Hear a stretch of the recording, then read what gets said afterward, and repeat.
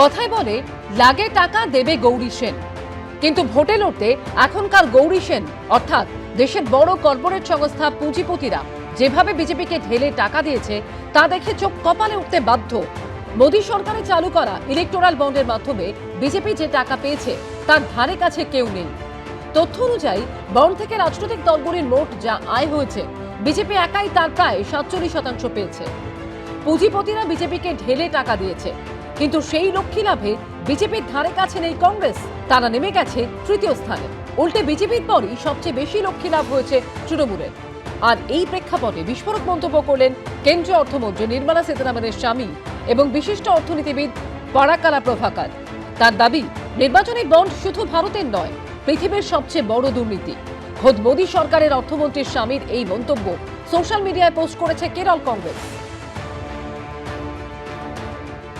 My feeling is that the electoral bond issue will become a very major issue. I think because of the electoral bond issue, the fight is going to be between the BJP and the people of India, not necessarily between BJP and another political party or BJP-led alliance and another alliance. It's not that. So therefore, I think the electoral bond issue will gain even much more momentum, more than what it is already today. And it has already spun out of the control of the BJP and the BJP government. নির্লজ্জ মোদিজি, নির্লজ্জ BJP, এরপরে কাউকে বলতে হয় নাকি যে স্বাধীন ভারতে এত বড় দুর্নীতি কেলেঙ্কারি সরকারি পৃষ্ঠপোষকতায় সরকার একটা ব্যবস্থাপনা করলো দুর্নীতি করার জন্য, জেনে শুনে দুর্নীতিকে প্রশ্রয় দেওয়া না, দুর্নীতি করার ব্যবস্থা চালু করলো সরকার নিজে, ইলেকট্রাল বন্ড তাই। এবং সেই কারণে এটা সবাই বুঝতে পারছে না। এখন মোদী সরকারের আমলেই নির্বাচনী বন্ড চালু করা হয়। সরকার চেয়েছিল কোনোদিনই কোন কোম্পানি কোন দলকে বন্ডের মাধ্যমে টাকা দিচ্ছে তা যেন সামনে না আসে। কিন্তু সুপ্রিম কোর্ট নির্বাচনী বন্ডকে অসাংবিধানিক আখ্যা দেওয়ার পাশাপাশি স্টেট ব্যাংক অফ ইন্ডিয়াকে নির্দেশ দেয় বন্ড সংক্রান্ত সমস্ত তথ্য প্রকাশ্যে আনতে। কিন্তু এসবিআই এ নিয়ে গড়িমসির পর আরও কড়া অবস্থান নেয় সুপ্রিম কোর্ট। শেষ অবধি এক প্রকার বাধ্য হয়ে বন্ড সংক্রান্ত যাবতীয় তথ্য নির্বাচন কমিশনের হাতে তুলে দেয় state bank of India.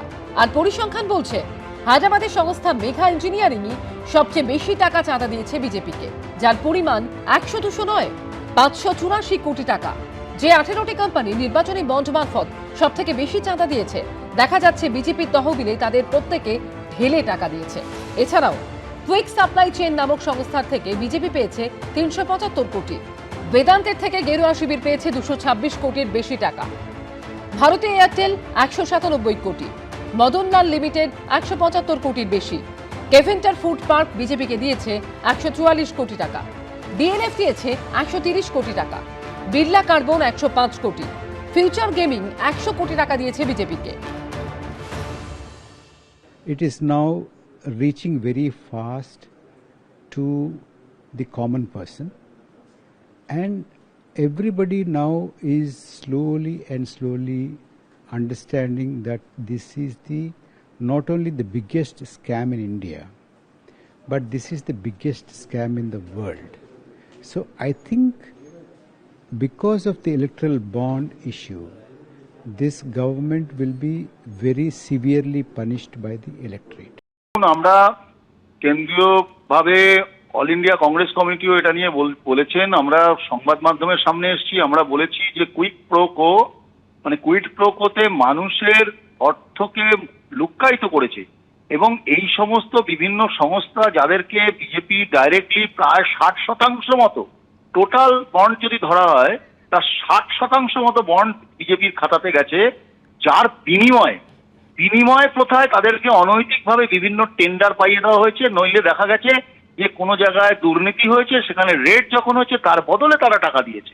Electoral bond যে শতাব্দীর অন্যতম সেরা স্ক্যাম, এতদিন আমরা জানছিলাম যে মোদি আদানির যে $120 বিলিয়ন স্ক্যাম সেটাই সব থেকে বড়, কিন্তু ইলেকটোরাল বন্ডের তথ্য সুপ্রিম কোর্টের বদান্যতায় সামনে আসার পরে যেভাবে দেখা গেছে সমস্ত কোম্পানিকে ইডি সিবিআই দিয়ে ভয় দেখিয়ে কোটি কোটি টাকা তোলাবাজি করেছে ভারতীয় জনতা পার্টি, এবং তারপর সেই সমস্ত কোম্পানিগুলোকে বেআইনিভাবে যোগ্যতা না থাকা সত্ত্বেও সরকারি কাজের বরাত পাইয়ে দিয়েছে।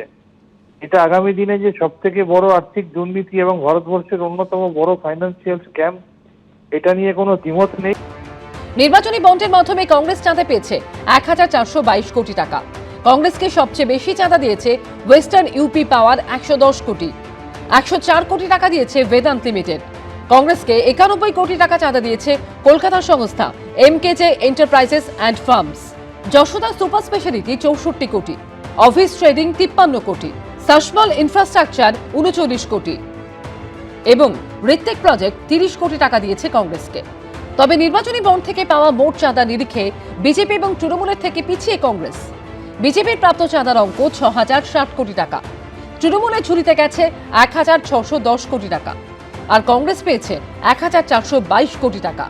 জাতীয় নির্বাচন কমিশনকে এসবিআই এর দেওয়া নির্বাচনী বন্ডের তথ্য অনুযায়ী স্যান্টিয়াগো মার্টিনের সংস্থা future gaming and hotel services তৃণমূলকে সর্বাধিক 542 কোটি টাকা চাঁদা দিয়েছে।